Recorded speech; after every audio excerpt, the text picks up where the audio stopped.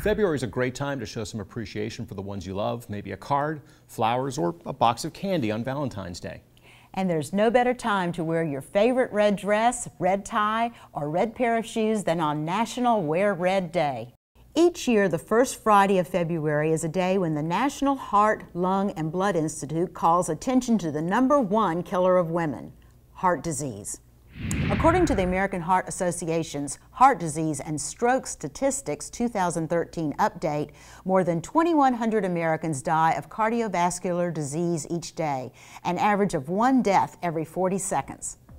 We spoke with Dr. Miguel Bryce, Chief of Cardiology at Florida Hospital Waterman, about the importance of recognizing the warning signs and how they present differently in men and women.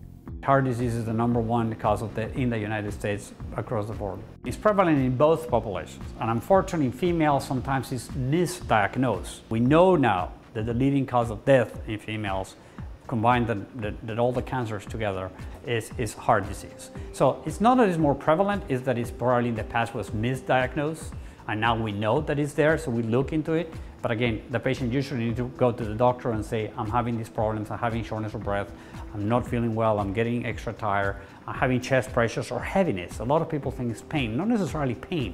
Heart disease, blocked arteries can present as a heaviness sensation on the chest, a discomfort. Usually happen with exertion, and it can happen also at rest, but most commonly on exertion. Now, diabetic patients may have no symptoms when this happens. Men has more characteristic chest tightness and heaviness maybe, and again, but it's not exclusive.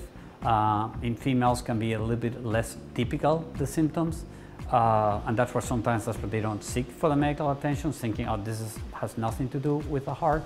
But it's really, there's no pattern. I mean, a heart attack can even be silent, and that's when you have a patient that you tell them, you did have a heart attack in the past. We seen here in the monitor in the study that we did, and say, I never had one, and it's there. So the scar, the damage will be permanently there. But so sometimes it's silent, what we call a silent heart attack. As part of our in-depth coverage for heart health this month, we also spoke with Dr. Gary Allen, Medical Director of Cardiothoracic Surgery at Florida Hospital Waterman, about the role genetics plays with heart disease. Genetics and family history play a very large role in heart health, and what is a little bit challenging is trying to understand what part are genetics and what part are natural rearing exercises, and by that I mean there are about 10% of patients, for example, who have high cholesterol that have what we call familial hypercholesterolemia. In other words, their genes are just built such that no matter what they eat and however they exercise, they tend to have pretty high cholesterol. However, the other 90% don't. That tends to be environmental and behavioral.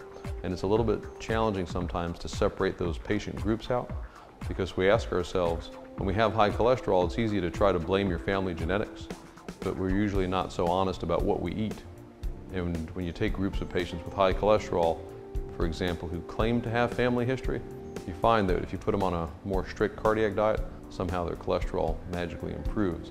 So it really is that overwhelming concept about personal responsibility and trying to understand, what the real modifiable risk factors are and what are the ones that are genetic.